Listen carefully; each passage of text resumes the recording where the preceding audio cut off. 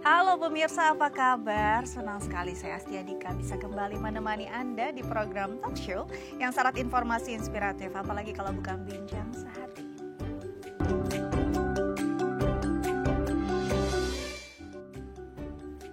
Pemirsa, bincang sehati memiliki keturunan pasti jadi dambaan setiap orang ya. Tapi ada masanya ketika memang sudah cukup atau memang ada waktunya untuk menunda, kita memerlukan alat kontrasepsi. Pilihannya juga beragam, tapi yang paling ampuh istilahnya ya, atau jalan terakhir adalah tubektomi. Ini adalah kondisi di mana si saluran tuba falopi dipotong atau diikat agar sel telur tidak dibuahi oleh sperma.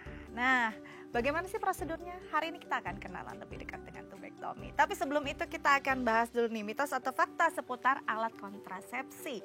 Yang pertama adalah pil KB katanya bisa memicu kanker. Nah, kalau kita bicara tentang si alat kontrasepsi hormonal ini, kalau digunakan jangka panjang banyak yang percaya gitu ya. Ketika digunakannya lebih dari 5 tahun, ini bisa loh memicu kanker pada seorang perempuan. Benar nggak sih?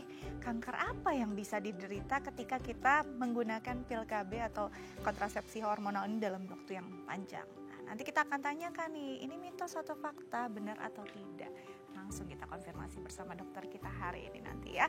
Oke, selanjutnya adalah KB hormonal bikin gemuk. Nah, ini nih yang kadang-kadang bikin jadi momok gitu ya untuk para kaum hawa ketika harus memutuskan menggunakan alat kontrasepsi hormonal. Gak mau nanti saya gemuk, gak mau nanti bobot saya jadi gitu ya, naik semua ke timbangannya ke kanan gitu. Nah, ini yang kadang-kadang benar-benar jadi momok, gak mau dilakukan tapi memerlukan, tapi kalau misalnya bentuknya jadi membulat suami protes gitu kan. Nah, sebenarnya ini benar atau enggak sih bahwa ketika kita minum pil KB kita jadi gemuk atau bobot badan kita jadi bertambah signifikan? Nanti kita akan tanyakan nih bersama dokter kita hari ini. Oke, selanjutnya adalah menyusui adalah metode kontrasepsi alami.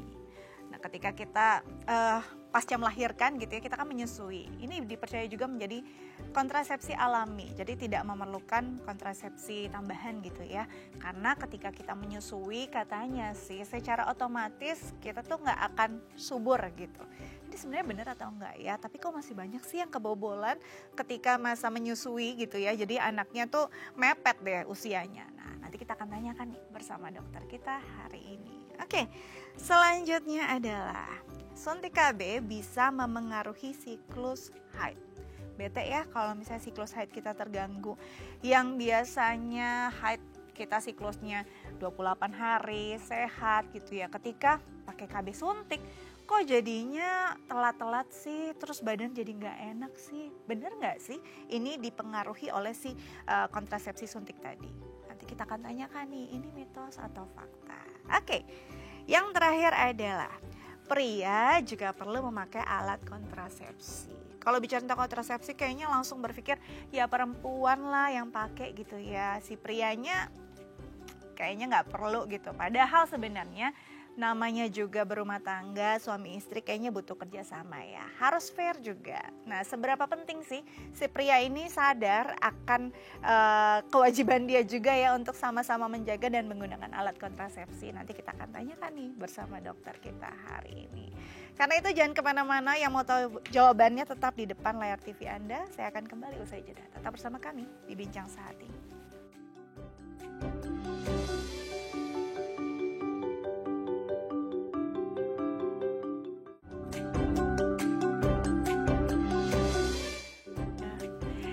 Ya, pemirsa, kembali lagi bersama kami di Bincang Sehati. Di segmen sebelumnya saya sudah bahas nih mitos atau fakta seputar alat kontrasepsi. Tapi itu pembahasan saya, nggak valid ya. Kita akan konfirmasi dan kita akan tanya ini benar apa enggak sih mitos atau fakta bersama dokter kita hari ini. Sudah hadir bersama saya di studio ada Dr. Cindy Rani SPG Kaver, spesialis obstetri dan ginekologi dari Majak Klinik Fertilitas Endokrin Reproduksi. Langsung kita sapa dokter kita hari ini. Halo dok, apa kabar? Kabar baik, selamat pagi. datang kembali di Bincang Sehati. Ya, Selalu terima ditunggu loh kasih. Dokter Cindy nih ya. Terima kasih. Oke, sebelum kita bahas topik utama kita hari ini, kita akan ngobrol dulu tentang mitos atau fakta seputar alat kontrasepsi yang mungkin masih banyak salah nih dipercaya atau dipahami masyarakat ya. Kita bahas satu persatu ya dok ya. Yang pertama adalah mitos atau fakta kalau pil KB itu bisa memicu kanker. Bener nggak sih dok? Salah sama sekali ya Bu. Jadi ini adalah mitos karena mungkin sejarahnya. Jadi pil KB ini kan udah ada sejak 1950-an. Artinya udah 70 tahunan yang lalu. Oke. Nah, penggunaan pada awal-awalnya pil KB itu satu, dosisnya tinggi, estrogennya tinggi. Estrogennya tinggi, kemudian jenis estrogennya juga adalah estrogen sintetik. Sehingga pemilihan jenis estrogennya itu terlalu tinggi. Sehingga waktu itu dengan pemakaian yang tidak terkendali, jangka panjang, kemudian tidak tepat pada orang-orang sasaran usianya. Sehingga angka payudara dan maupun endometriumnya kanker meningkat. Nah, seiring dengan perkembangan zaman ini kan dalam 70 tahun. Ya. Nah, penggunaan estrogen, jenis estrogennya, sekarang ini ethinyl estradiol, dan dosisnya juga makin lama makin kecil. Kecil sekali, dulu tuh 50 mg, saat ini sekarang 30 mg, malah ada yang 25 mg. Jadi tuh dosisnya kecil sekali, sehingga tidak membahayakan ke arah kanker-kanker payudara, endometrium, ovarium, ataupun lain-lainnya. Jadi Ini sangat mitos aman. ya? Mitos. Sebenarnya bukan mitos, melainkan sejarah. Dan sejarahnya. sudah berubah.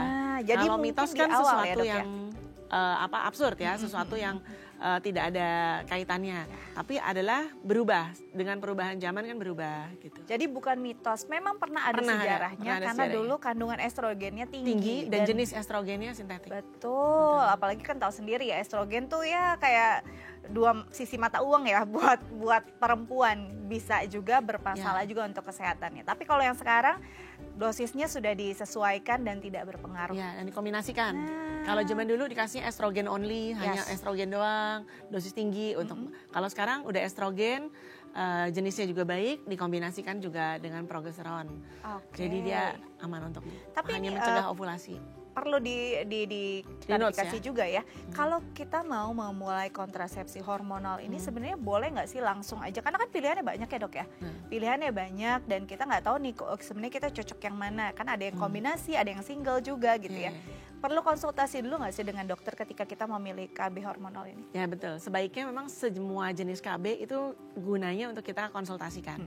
Karena KB ini kan mulai dari KB untuk usia remaja. Artinya remaja yang belum punya anak ataupun sudah melakukan hubungan seksual tapi belum menikah, tentu berbeda dengan KB yang dibutuhkan oleh wanita yang misalnya udah usia reproduksi dan sudah punya anak.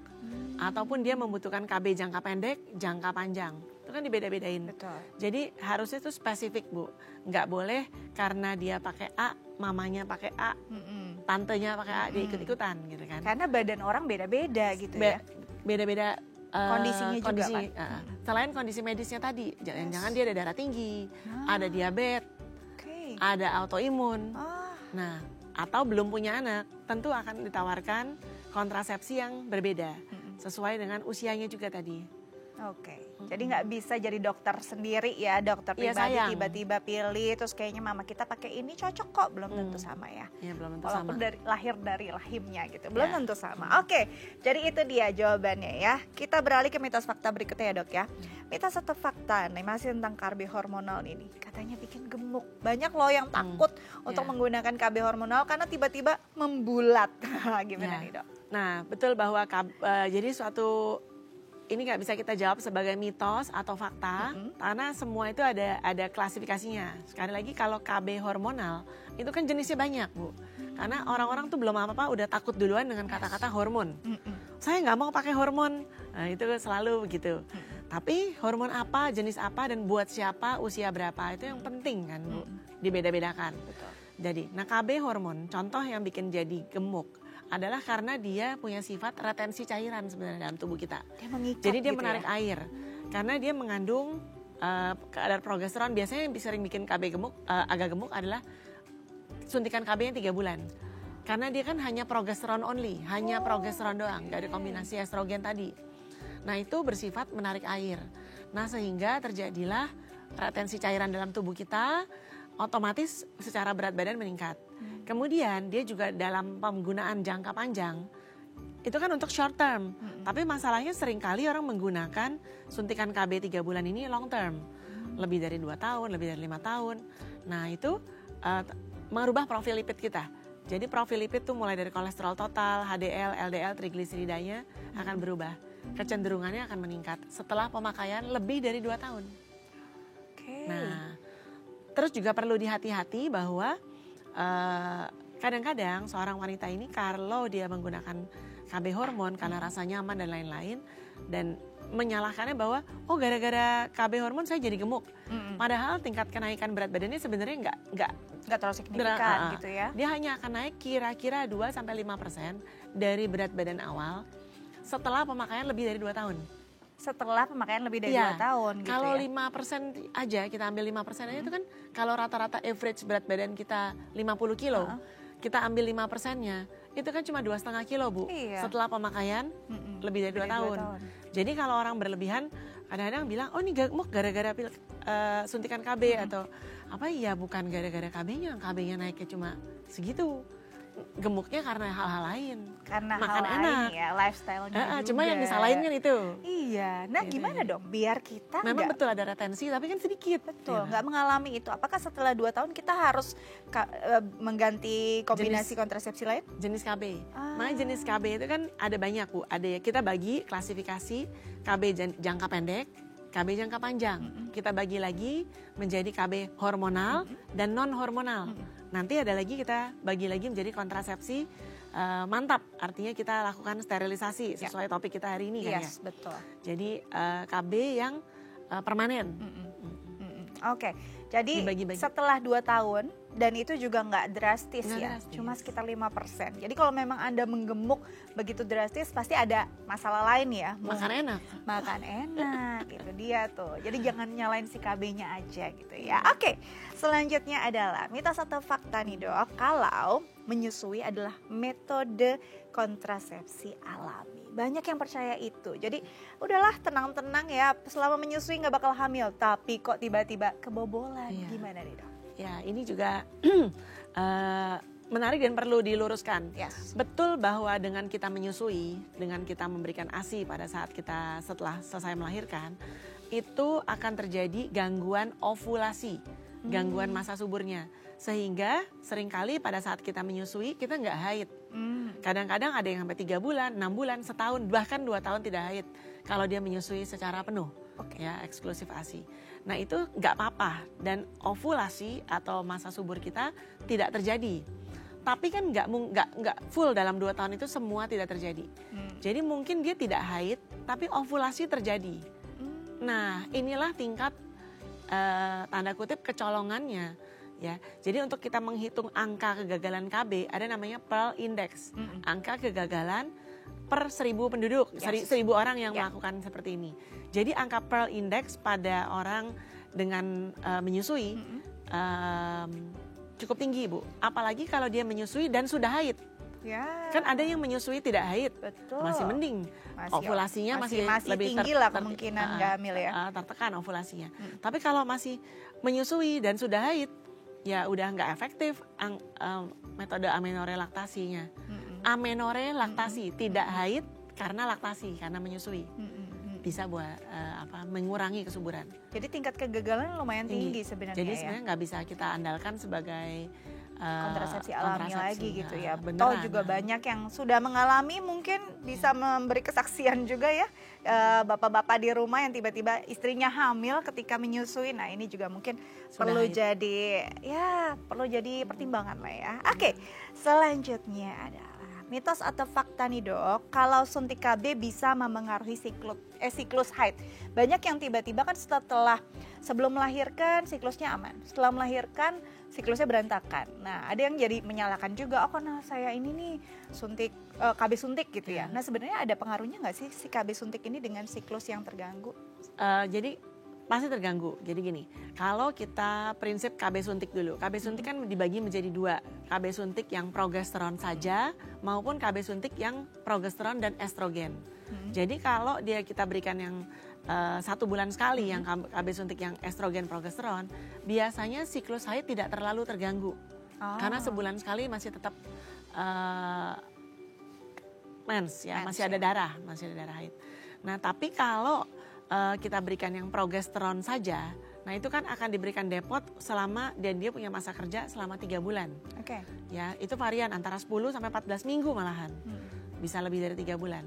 Nah, itu karena progesteron saja, ketebalan endometrium atau dalamnya rahim dalam tubuh kita kan kadang-kadang nggak diukur. Kita langsung suntik. Suntikan KB 3 bulan tadi. Nah, itu akan menyebabkan istilahnya metroragia. Metroragia itu adalah perdarahan yang tidak teratur di luar masa haid. Jadi akan terjadi spotting, bahkan perdarahan bercak yang tidak teratur dan tidak bisa kita kendalikan. Nah, di luar masa haid tadi. Nah, itu yang kadang-kadang bikin orang nggak nyaman. Ya, jadi makanya lagi-lagi harus dipilih KB yang cocok untuk wanita ini ya. Nggak bisa semua kita kasih KB suntikan 3 bulan tadi. Itu yang paling sering bikin bercak-bercak. Jadi berantakan ya dok ya? Iya berantakan, berdarah terus, flek-flek. Nanti lama-lama setelah pemakaian selama mungkin disuntik sekitar 3 kali, 6 bulan, 9 bulan, setahun, dia akan berhenti mensnya. Tapi nanti 3 bulan pertama, 6 bulan pertama, itu bermasalah sekali kadang-kadang. Spotting saya berdarah terus. Wah itu kita dikomplain terus itu. Padahal ya memang kerjanya seperti itu. Cara kerjanya. Tapi kalau memang banyak side effect seperti itu, kenapa masih digunakan dok? Masih karena banyak paling pilihan. Nyaman, paling murah, paling mudah. Oh I see. Nah nyaman, mudah, murah. Tapi kalau dibilang efek samping, itu kan bukan suatu efek yang berbahaya gitu ya. Jadi memang efeknya seperti itu gitu. Karena progesteron menekan terlalu tinggi sehingga dia terjadi perdarahan bercak tadi. Nah ini menarik sih. Kalau kita misalkan nih siklusnya itu 28 hari gitu ya. Lalu misalnya haid di tanggal 3 gitu. Tiba-tiba 14 hari kemudian keluar bercak gitu. Siklusnya tetap dihitung dari yang 14 itu atau gimana nih dok? Pokoknya kita kalau ngitung haid paling gampang kita punya patokan hari pertama. Hari pertama entah dia perdarahan bercak nanti di tengah siklus. Itu kalau ada perdarahan bercak itu perdarahan di tengah siklus.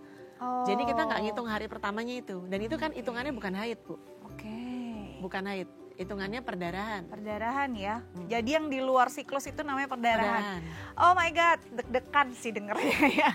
Oke, jadinya kita tetap harus menghitung dari yang siklus normalnya. Gitu ya. Jadinya bukan yang tiba-tiba di tengah ada spot atau apa gitu, walaupun mungkin beberapa hari itu sudah masalah lain. Masalah lain ceritanya. Oke, dan harus periksa ya. Baiknya periksa. Jangan didiemin ya dok. Jangan dianggap sepele. Siapa tuh yang suka diemin ya? Oke, selanjutnya adalah mitos atau fakta. Nah ini penting nih untuk kaum pria nih. Perlu juga loh menggunakan alat kontrasepsi. Benar nggak sih dok? Ya benar banget. Kalau supaya beban mengenai KB ini tidak murni hanya di perempuan aja. Gitu ya. Sebenarnya kan sangat lebih mudah ya untuk para pria ini menggunakan kontrasepsi, mulai dari kondom, sekarang ini juga lagi dikembangkan juga loh pil untuk pria-pria. Iya. Selain itu kalau memang udah anaknya cukup kan bisa dilakukan vasektomi. Betul. Jadi nggak boleh ego gitu ya. Ya. Gak boleh egois loh, cuma perempuan aja. Mentang-mentang memang rahimnya ada di perempuan gitu ya. Jadi yang menggunakan alat kontrasepsi hanya perempuan gitu. Tapi laki-laki juga kayaknya udah harus lebih bisa bekerja sama juga ya dok ya. Oke, itu sudah terjawab semua. Semoga ini bisa membuka mata Anda ya terhadap mitos yang selama ini mungkin masih berkembang atau hal-hal yang sudah sebenarnya sudah berubah tapi masih dipahami. Oke, kita akan lanjut dengan topik utama kita setelah jeda. Karena itu jangan kemana-mana, tetap bersama kami di Bincang Sehati.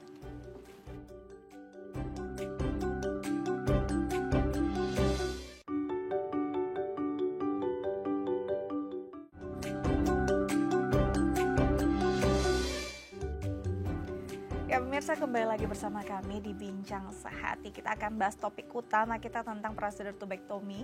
Dan bagi pemirsa di rumah yang mungkin punya pertanyaan terkait tema kita hari ini, bisa menelpon kami di 021 290 32644 atau DM ke Instagram kami di @bincangsehati.itv.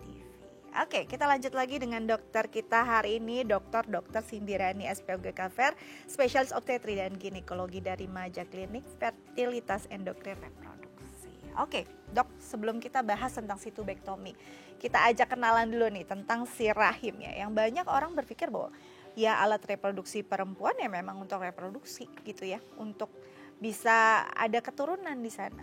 Tapi apakah hanya itu fungsinya untuk tubuh seorang perempuan atau sebenarnya fungsinya begitu krusial?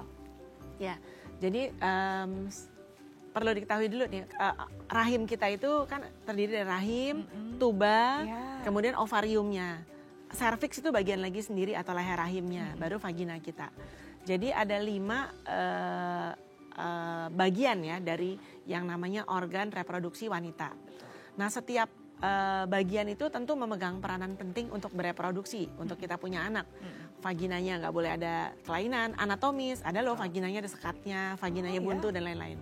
Kemudian serviks juga nggak boleh ada radangnya, nggak boleh ada muara serviksnya terlalu kecil dan lain-lain untuk reproduksi. Kemudian bagian dari rahimnya sendiri. Rahimnya sendiri ada otot rahim, ada selaput lendir rahim, namanya endometrium. Nah, endometrium ini yang sering bikin gangguan atau perdarahan. Kalau kita tadi menggunakan KB, ada yang orang endometriumnya ketebalan, ada endometriumnya radang, istilahnya endometritis. Ada orang yang endometriumnya ada polipnya, istilahnya polip endometrium. Kemudian ke dinding rahim, kalau dinding rahimnya atau otot rahimnya seringkali gara-gara ada mioma atau adenomiosis. Kemudian kita keluar lagi yaitu ke ovariumnya.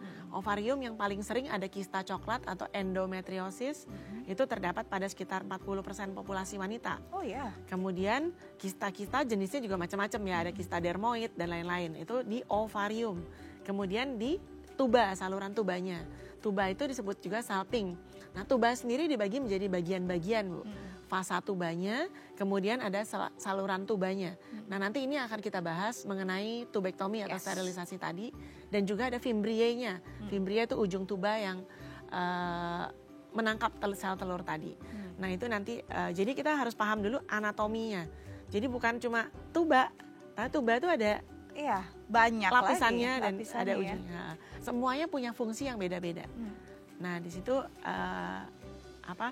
peranannya dalam proses reproduksi tadi. Ada tempat pembuahan, ada tempat mengambil sel telur, ada tempat berjalannya, yaitu yang bertemunya dengan sperma gitu kan.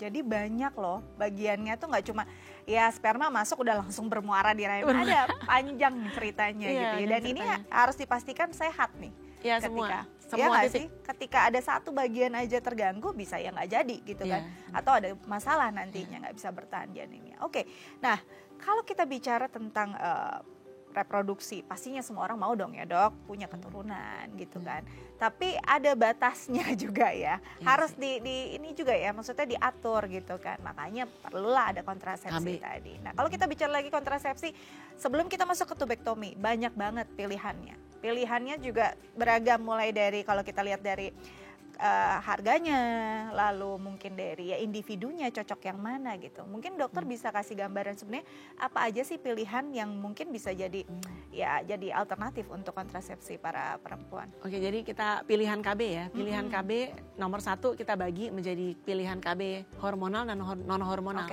Kemudian nanti kita subklasifikasikan untuk yang jangka pendek dan jangka panjang.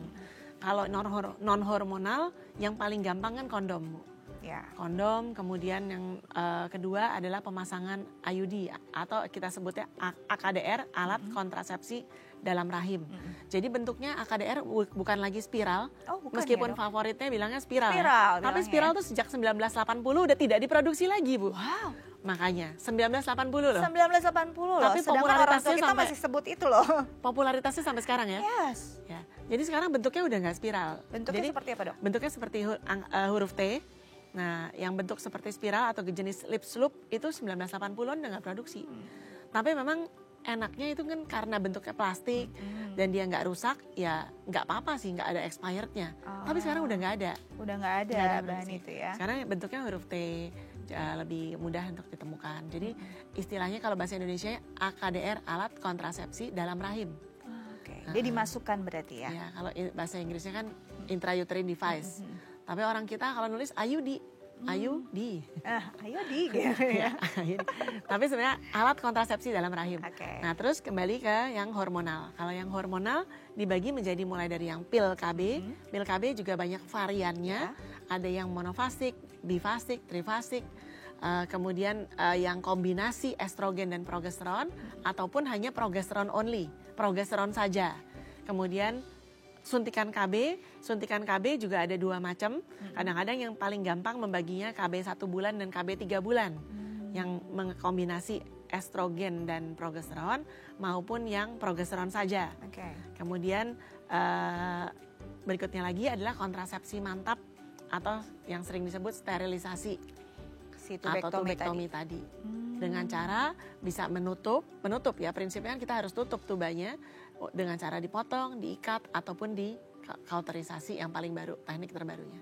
Oke. Jadi banyak banget pilihannya dan yang paling akhir mungkin si tubektomi tadi ya.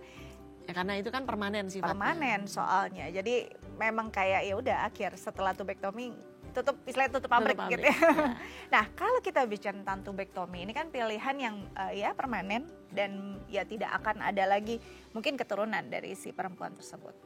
Apa yang menjadi alasan seseorang tubektomi? Selain memang tidak, apakah ada alasan medis tertentu juga yang mungkin memang diharuskan ada tubektomi? Ya, jadi kalau kita bicara kontrasepsi mantap tadi ya, memang betul kita sering istilahkan tutup pabrik ya, artinya kan udah nggak bisa hamil lagi secara spontan. Tapi sebetulnya ada titik bahwa kita bisa melakukan rekanalisasi tuba. Oh ya? Jadi tubanya yang udah kita potong tadi masih bisa direkanalisasi, meskipun angka keberhasilannya kecil. Sekitar di bawah 30% tuh bisa kita rekanalisasi. Tapi cara gampangnya juga kalau misalnya kita berubah pikiran atau misalnya menikah lagi dan perlu punya anak lagi, bisa juga di bayi tabung. Jadi kan nggak benar-benar artinya forever. Berarti bukan berarti udah nih takdirnya nggak punya anak, nggak juga ya? Nggak juga, masih bisa ada cara rekanalisasi tadi di operasi ataupun di bayi tabung. Sehingga selama dia masih usia reproduksi, berubah pikiran, masih ada kok cara lain, nggak sesuatu yang permanen sekali. Apakah semua perempuan bisa ditubektomi? Praktis bisa Bu semuanya, kan selama kita punya tuba, kecuali kondisi khusus artinya dia tidak bisa dianestesi. Kan kalau tubektomi kan kita butuh dioperasi, kalau operasi kan butuh anestesi. Nah kondisi nggak bisa ditubektomi ya kalau dia susah dianestesi. Jadi sebenarnya praktisnya semua perempuan bisa kecuali dong. Masalah yang tadi anestesinya yang nggak bisa karena ya kalau nggak sakit ya dok ya. Iya nggak bisa dong. Karena memang harus ada tindakan operasi di situ. Nah dok, prosedurnya seperti apa sih sebelum kita melakukan tubektomi? Apa saja mungkin pemeriksaan penunjang yang perlu dilakukan? Pemeriksaan penunjangnya ya pasti USG ya. Kita akan USG transvaginal yang menjadi standar untuk mengetahui anatomis, kemudian ada masalah lain atau enggak. Kemudian pemeriksaan pendahuluan tentu yang untuk persiapan anestesi tadi. Bagaimana kita meriksa rekam jantung, kemudian darah lengkap seperti biasa untuk persiapan anestesi pada umumnya lah. Tapi untuk spesifik tubektominya sendiri sebenarnya kan bukan sesuatu prosedur yang complicated. Prosedur simpel, bisa dilakukan daycare. Daycare itu artinya pulang hari. Sesimpel itu. Kalau dulu zaman tahun 80 90-an tuh bahkan ya kan safari KB Bu. Itu dilakukannya di puskesmas, dilakukan malah dulu ada kapal yang keliling Indonesia untuk melakukan tubektomi di atas kapal. Oh ya. Itu terkenal sekali, ada dokternya, Dokter Harso dari Malang atau Jawa Timur lah pokoknya. Jadi tidak semenyeramkan itu sebenarnya ya. Dan apalagi dengan kecanggihan teknologi sekarang itu kayak udah bisa pulang hari bahkan gitu ya. Itu tahun 80-an loh. Iya, apalagi sekarang udah 2024 gitu ya. Pastinya udah makin kayak makin nggak kerasa deh, makin side effect-nya makin nggak ada gitu ya. Nanti kita akan bahas lebih jauh, tapi kita harus jeda dulu nih dok ya. Baik. Pemirsa jangan kemana-mana, tetap bersama kami di Bincang Sehati.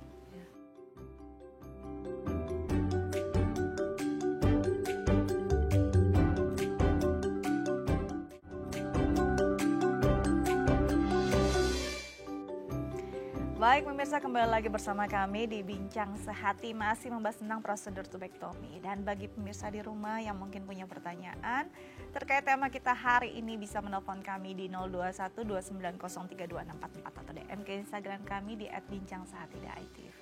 Kita lanjut lagi dengan Dr. Cindy Rani, SPOGK Ver, spesialis obstetri dan ginekologi dari Maja Klinik Fertilitas Endokrin Reproduksi. Oke, dok. ada side effect-nya nggak sih dari si tubektomi? Nggak ada sih Bu. Nggak ada sama Nggak sekali ada sama ya? sekali. Oke. Jadi emang banyak sekali ya yang beredar nih mitos-mitos atau apa ya cerita-cerita yang beredar bahwa kalau kita melakukan tubektomi atau sterilisasi tuba tadi bisa terjadi menopause dini. Itu yang paling sering orang tiap kali saya konseling untuk steril ya Bu. Waduh nanti katanya menopause dini ini, nggak tahu baca di mana itu. Jadi tapi itu populer dan menjadi pandangan masyarakat ya? Gitu. Ini justru yang perlu kita luruskan. Yes. Ya, jadi kalau tuba dan juga ovarium yang memproduksi hormon kita itu benar-benar dua organ yang berbeda. Nah, nggak akan sterilisasi itu mempengaruhi produksi hormon dari si ovarium, sehingga nggak ada hubungannya sama menopause. Ya, kalau mungkin yang orang anggap tubanya itu bikin menopause, ya mungkin pada saat tubanya diangkat, ovariumnya diangkat juga kali. Karena alasan lain, alasan kanker mungkin, sehingga harus diangkat dan lain-lain. Yes. Tapi kalau untuk sterilisasi sendiri kan nggak merubah apa-apa. Nah, sterilisasi sendiri atau tubektomi ini sendiri kan ada berbagai cara Bu, berbagai jenis prosedurnya. Ya, ada sterilisasi cara Pomeroy, cara Kruger, cara Uchida. Nah, cara yang paling baru dan sebenarnya paling aman atau safety ligasi itu ditemukan sama Dr. Hari Cahyanto tuh sebenarnya dari Semarang, guru saya. Oh ya. Nah, itu teknik yang paling canggih sebetulnya. Jadi betul-betul hanya tubanya saja atau kanal tubanya saja, di mana fasa tubanya tuh dibuka dulu. Jadi pembuluh darah nggak ada yang terganggu. Terus kemudian diambil dan dilakukan ligasi pada tubanya. Dokter Hari itu keren sekali. Jadi bahwa dia jadi makin lama kan teknik operasi itu makin modern, makin yang tadinya makin kena fasanya kita minimalisasi lagi, sehingga efek samping atau efek kemungkinan dia kegagalan operasi itu makin kecil dan makin kecil. Nah, kalau ada kegagalan itu biasanya apa Dok yang terjadi? Apakah pendarahan atau seperti rekanalisasi Bu. Jadi dia nggak kepotong benar. Jadi karena kadang-kadang bahwa dilakukan sterilisasi cara Pomeroy, yang paling sering dipakai itu cara Pomeroy di Indonesia. Nah, cara Pomeroy itu mengambil, mengikat secara loop dan juga baru dipotong. Nah, itu makanya ada orang bilang diikat aja, kemudian dipotong. Ada juga yang bilang diklip, digunakan klip pada saat kita melakukan laparoskopi dengan klip. Nah, itu kadang-kadang nggak kena karena kan ini fasa tuba. Bayangin ini bolpen dan isi bolpen.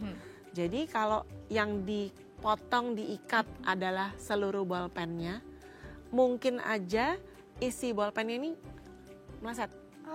Karena yang keikat cuma bagian atasnya aja. Jadi sedangkan yang benar-benar perlu dibuat tertutup buntu, atau buntu adalah sebenarnya kan kanal tubanya aja. Bukan fasa tubanya yang di luarnya.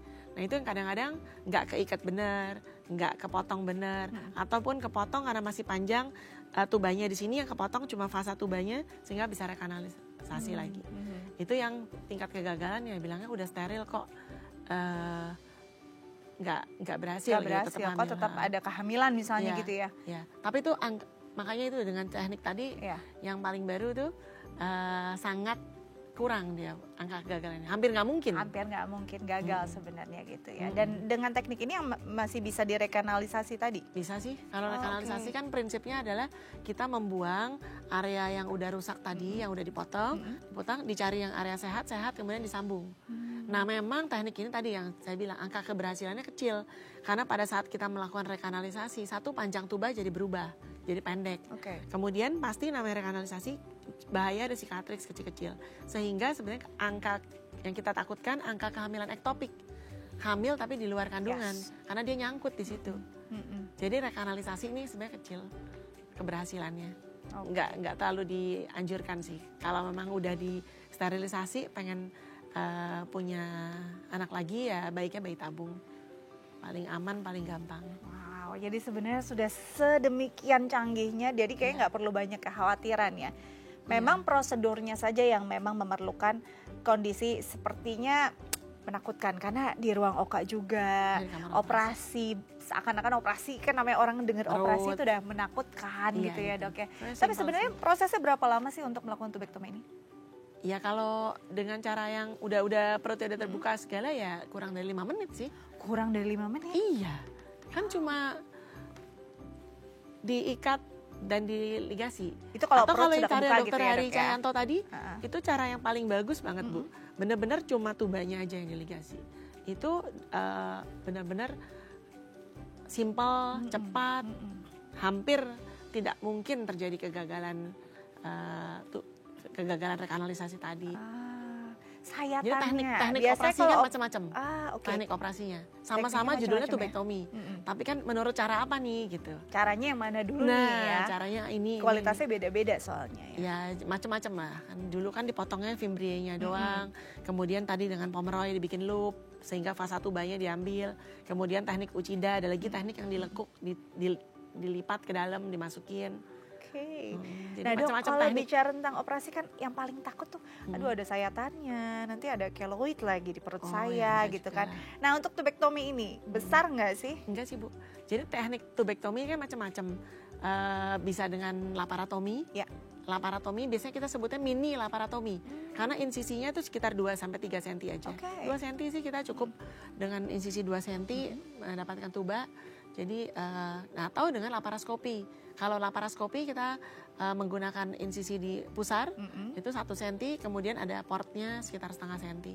Dan yang paling canggih kan bisa single port laparoskopi. Yes. Cuma benar-benar di pusarnya Di aja. pusar aja ya. Single Jadi port. benar-benar minim sayatan. Satu lubang. Aduh, makin canggih sih ya. Iya. Jadi nggak perlu banyak ketakutan sebenarnya. Percayakan saja selama Anda bisa di anestesi itu aja ya. Kira-kira gitu. Selama Anda bisa di anestesi sebenarnya nggak ada masalah ya. Nggak serem-serem amat sih.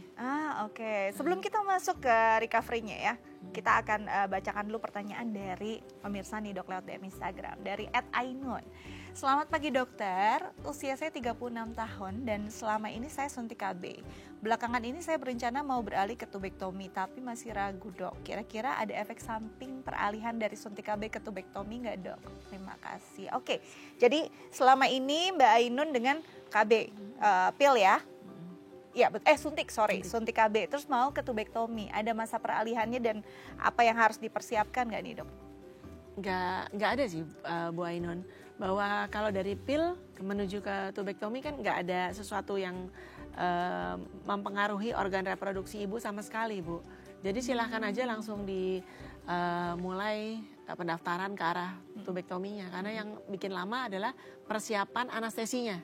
Karena kan harus di EKG dulu, kemudian diperiksa darah lengkap, baru dipuasakan, baru bisa dibius untuk dilakukan tubektomi tadi. Berapa lama sih proses persiapan anestesi itu Dok? Persiapan anestesi kalau ambil darah kan sebentar aja, tunggu hasil mungkin 2-3 jam, dapat hasil, periksa EKG kan juga sebentar, paling 10 menit. Kadang-kadang perlu ronsen paru-paru, juga sebentar, 10 menit. Kemudian puasa 6 jam, boleh operasi. Oke, nah operasi, ini kan kalau kemudian, KB suntik kan ada masa tuh Dok. Misalnya KB suntik 3 bulan, nah masa 3 bulannya belum habis itu tetap bisa langsung dilakukan ya? Nggak apa-apa kan, nggak ada bedanya. Nggak ada bedanya soalnya, nggak akan berpengaruh juga dengan si tubanya tadi gitu ya Dok ya? Oke, nah Dok tadi kalau kita bicara berarti anestesi sekitar ya perlu beberapa jam lah ya. Selama nggak ada masalah sudah bisa langsung dilakukan dan pengerjaannya ya pulang paling hari. beberapa menit ya. Dan pulang hari tuh Dok? Pulang hari. Ada yang nggak boleh dilakukan nggak oleh perempuan tersebut ketika pasca tubektomi? Pas pulang. Ya mungkin 1 minggu jangan berenang dulu kali ya. Jangan Karena berenang. kan ada lukanya tetap. Ada luka sayatan yang kecil tadi. Oke. Ya kan 1 Tetap cm, bisa ada 2 infeksi cm. kalau misalnya ini ya. Ya infeksi atau ya luka kan namanya. Oke, jadi cuma nggak boleh berenang. Angkat Ya, berat nggak misalnya. apa-apa sih Bu. Angkat berat Nggak oke. apa-apa. Angkat galon gitu kan maksudnya. Nah, jangan dong ya. Itu sih kayaknya nggak tubektomi juga nggak mau nih. Oke, jadi nggak apa-apa nih angkat berat nggak apa-apa, jalan juga nggak apa-apa. Lari atau olahraga lain? Ya mungkin sakit dikit lah kan ada luka. 1 minggu gitu kan udah pulih. 1 minggu, 2 minggu udah pulih. Nah, boleh nggak berhubungan suami istri pas Nggak apa-apa juga sih. Cuma kan paling sakit aja, sakit kayak orang habis disayat aja. Iya Kan ya, kecil tapi ada ngilu sakit. ya. Ototnya aja agak sakit. Jadi perlu juga berkomunikasi dengan suami juga ya. Seminggu 2 minggu udah. Seminggu atau 2 minggu ya puasa dulu gitu ya. Sakit, Jadi nah. sakit soalnya. Tapi nggak apa-apa sebenarnya. Oh, Kalau mau aman-aman hubungan aja. nggak apa-apa. Tidak Mungkin dengan tidak akan gaya-gaya ada lain. kemungkinan hamil? Enggak sih. Enggak langsung kan itu instan. Begitu ditutup udah selesai. Hari itu tidak ada kemungkinan hamil. Istilahnya minim banget ya, hampir tidak bisa. Nggak mungkin. Nggak mungkin Bagaimana malah ya. kalau hamil orang udah nggak bisa ketemu. Benar.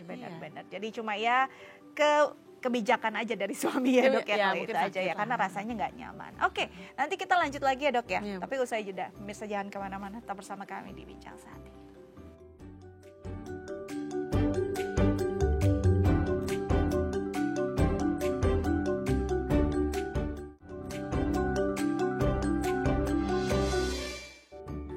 Ya pemirsa, kembali lagi bersama kami di Bincang Sehati, masih membahas tentang prosedur tubektomi. Dan bagi pemirsa di rumah yang mungkin punya pertanyaan terkait tema kita hari ini, bisa menelpon kami di 0212903244 atau DM ke Instagram kami di @bincangsehati.itv. Kita lanjut lagi dengan Dr.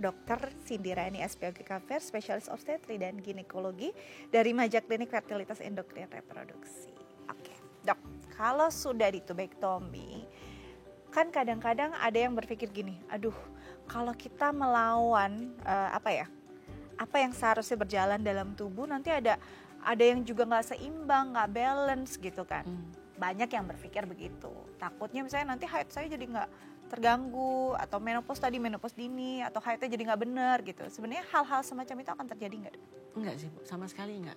Ingat-ingat bahwa tuba, ovarium sangat berbeda. Nah tadi dengan teknik operasi yang semakin lama semakin minimal invasif, semakin minimal kerusakan yang kita buat, sebenarnya hampir tidak ada efek samping yang terjadi.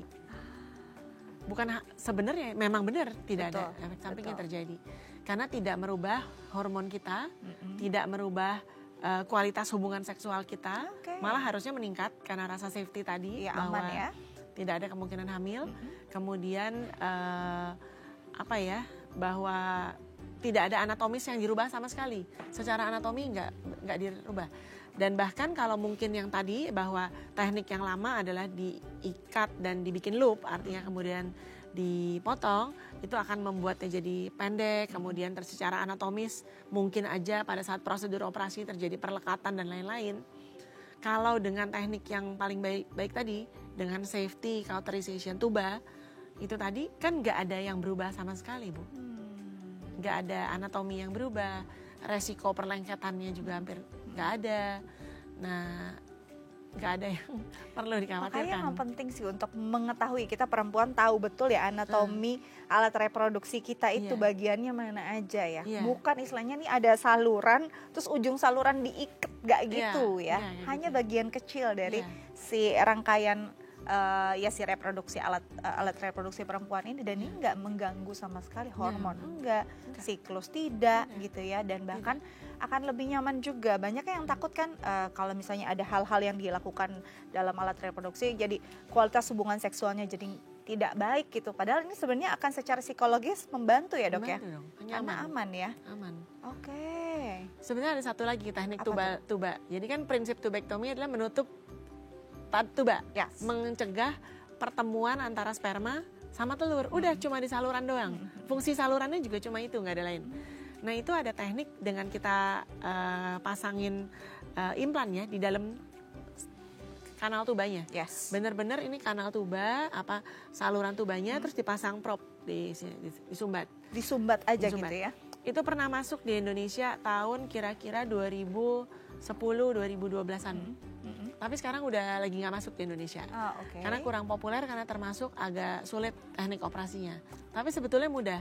Cukup kita histeroskopi, jadi nggak ada insisi malahan. Tidak terbentuk sayatan sama sekali. Kalau tadi yang kita bicarakan masih dari aksesnya dari perut. Kalau ini aksesnya dari vagina.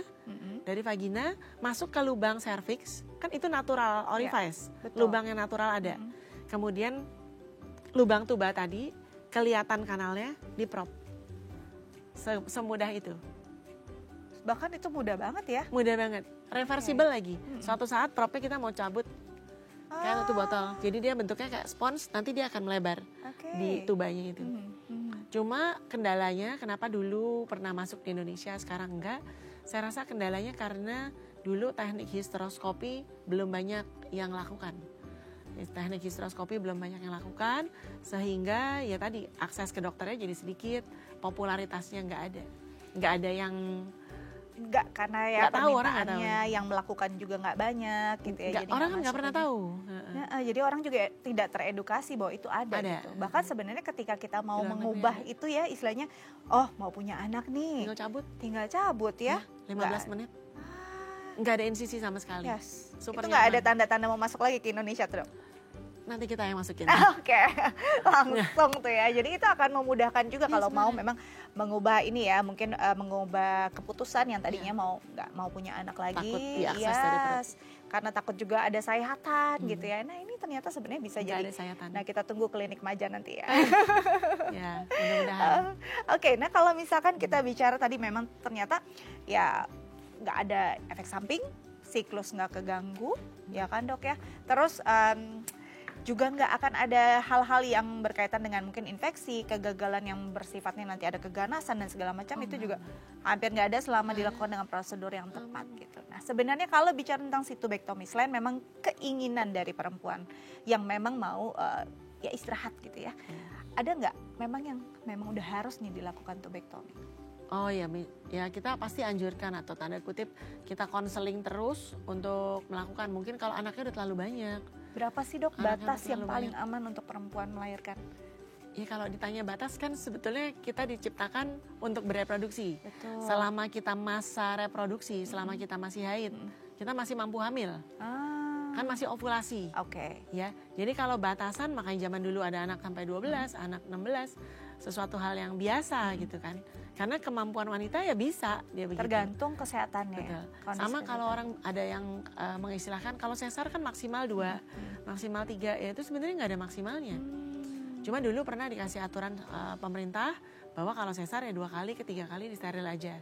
Dengan alasan nanti resiko rupturnya tambah tinggi dan lain-lain. Tapi sebetulnya kan selama kita melakukan operasinya baik, resiko rupturnya kan juga kecil. Jadi memang tergantung kondisi Teknik kesehatan. operasi, teknik personal ibu itu sendiri. Dokter thank you banget nih. Iya, Nanti terima kita akan ngobrol panjang lagi tentang ini dan semoga ini bisa membuka wawasan juga ya bagi perempuan terutama di Indonesia untuk bisa punya hak lah untuk memang kalau mau beristirahat.